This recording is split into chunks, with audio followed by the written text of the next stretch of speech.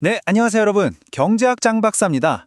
자, 세무사 시험 준비하는 분들이라면 거의 필독서죠. 정병열 선생님의 재정학 연습. 이 책에 담긴 핵심 개념들을 아주 쉽고 재밌게 풀어보는 시간입니다. 오늘 주제는요.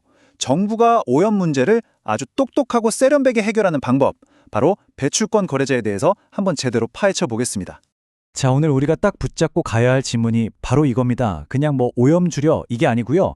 어떻게 하면 가장 적은 사회적 비용으로, 즉 가장 효율적으로 오염을 줄일 수 있을까 하는 거예요. 이 질문 하나만 딱 기억하시면 오늘 내용은 사실상 끝입니다. 자, 그럼 어디서부터 시작해 볼까요? 보통 정부가 오염 문제 심각하네, 해결해야겠다 마음 먹으면 가장 먼저 가장 쉽게 떠올리는 방법이 있거든요. 아주 단순하긴 한데 이게 사실 치명적인 약점을 가지고 있습니다. 그게 바로 이 직접 규제라는 겁니다.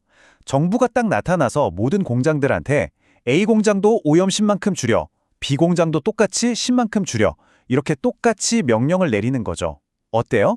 아주 간단하고 뭔가 되게 공평해 보이지 않나요? 잠깐만요, 교수님.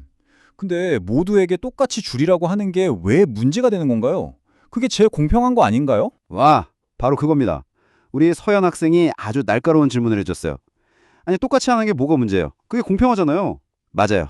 바로 그 공평해 보이는 것 안에 엄청난 비효율이 숨어 있다는 게 오늘 이 얘기의 진짜 핵심입니다.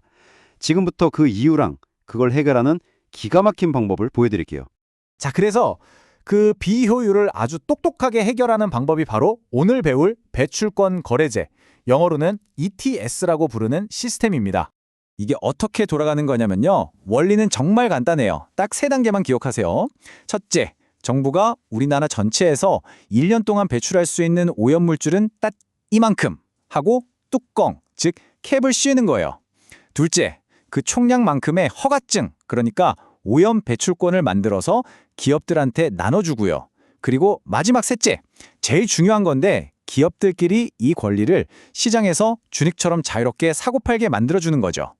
바로 이 지점에서 마법이 시작됩니다. 오염을 줄이는 게 기술적으로 쉬운, 그러니까 비용이 덜 드는 기업은요, 정부가 할당해 준 것보다 오염을 훨씬 더 많이 줄여요. 그럼 배출권이 남겠죠. 이걸 비싸게 파는 거예요. 반대로 오염을 줄이려면 공장을 다 뜯어 고쳐야 해서 돈이 너무 많이 드는 기업은 어떨까요? 직접 줄이는 대신에 시장에서 그 배출권을 사오는 게 훨씬 이득인 거죠. 결과적으로 보면 사회 전체적으로는 가장 싼 비용으로 오염을 줄이는 기업이 그 일을 다 하게 되는 거예요. 말로만 들으면 그래서 뭐가 좋다는 거지 싶으시죠?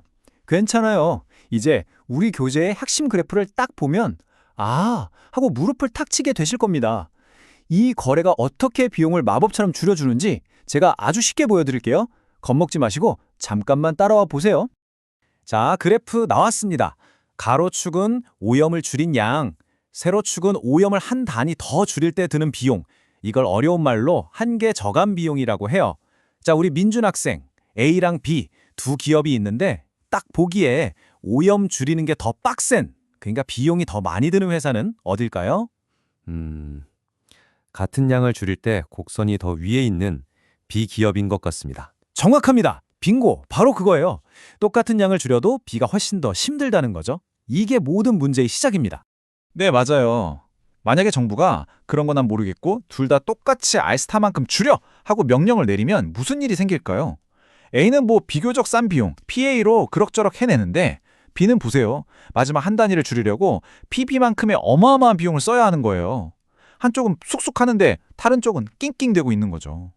사회 전체로 보면 이건 진짜 엄청난 낭비, 바로 비효율인 겁니다. 자, 바로 이때 시장이라는 문을 딱 열어주는 겁니다. 그러면 B가 A한테 전화를 걸어요.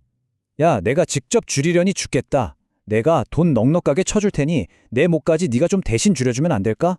바로 배출권을 사겠다는 거죠. 그럼 어떻게 될까요? 오염 줄이는 비용이 싼 A는 신나서 더 많이 줄이고 비용이 비싼 B는 부담을 덜게 되죠. 근데 놀라운 건 두 기업이 줄이는 오염의 총량은 똑같다는 거예요.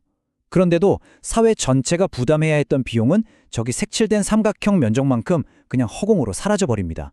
이게 바로 시장이 만들어내는 윈윈 효과, 효율성이라는 겁니다. 그래프가 아직도 좀 어렵게 느껴지는 분들을 위해서 이제 확실하게 숫자로, 계산기로 한번 두드려 보겠습니다. 우리 교재에 나온 예시인데요. 이렇게 보면 이 정도 차이가 나는구나 하고 확실하게 와닿으실 거예요. 자, 상황은 이렇습니다. A, B 두 기업이 있는데 둘이 힘을 합쳐서 총 50단위의 오염을 줄여야 해요.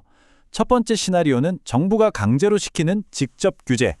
두 번째는 니네끼리 알아서 해봐 하고 시장을 열어주는 배출권 거래제. 과연 총 비용이 얼마나 차이가 날지 한번 보시죠. 자, 먼저 정부가 직접 명령했을 때입니다. A한테는 20, B한테는 30을 줄이라고 했더니 총 비용이 무려 2,120이 나왔어요. 와, 특히 B기업 부담이 장난 아니죠. 자, 이 숫자 기억해 두세요. 2,120입니다. 자, 그런데 이제 시장을 딱 열어줬더니 기적이 일어납니다. 비용이 쌌던 A가 내가 더 할게 하면서 40단위나 줄이고 B는 딱 10단위만 줄여요. 어쨌든 둘이 합쳐서 50단위 줄인 건 똑같죠? 근데 총 비용을 보세요. 와, 1,000으로 딱 떨어졌습니다. 거의 절반 이하로 줄어든 거죠? 자, 2,120에서 1,000으로. 그 차익이 얼마죠? 1,120. 바로 이 숫자가 시장이 없던 것을 만들어낸 가치, 바로 사회적 비용 절감액입니다. 똑같은 환경 목표를 달성했는데 사회가 쓴 돈은 절반도 안 된다는 거예요. 이게 바로 시장의 힘입니다. 엄청나죠?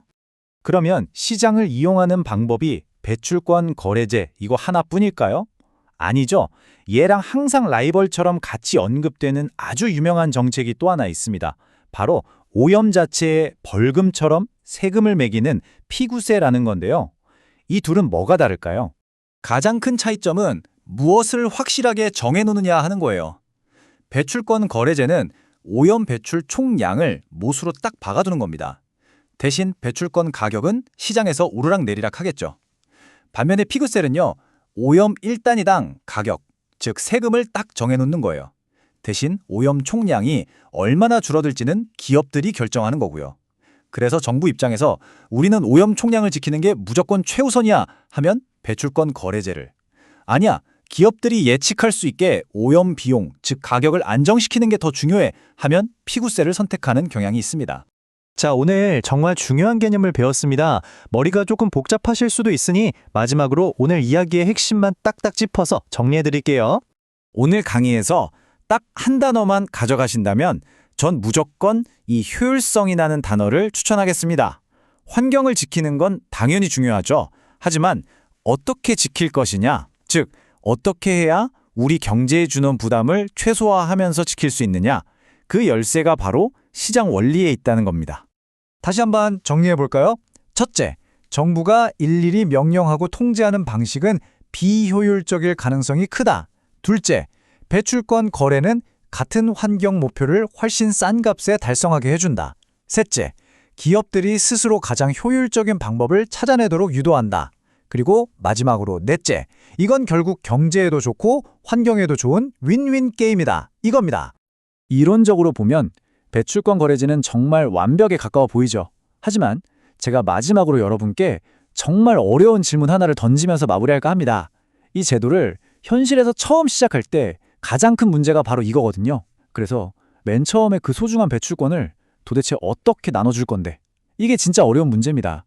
모든 기업한테 공짜로 똑같이 나눠줘야 할까요? 아니면 경매로 팔아야 할까요? 그럼 과거에 오염을 많이 시켰던 기업한테는 벌 주는 셈치고 조금만 줘야 할까요? 아니면 현실을 인정해서 더 많이 줘야 할까요?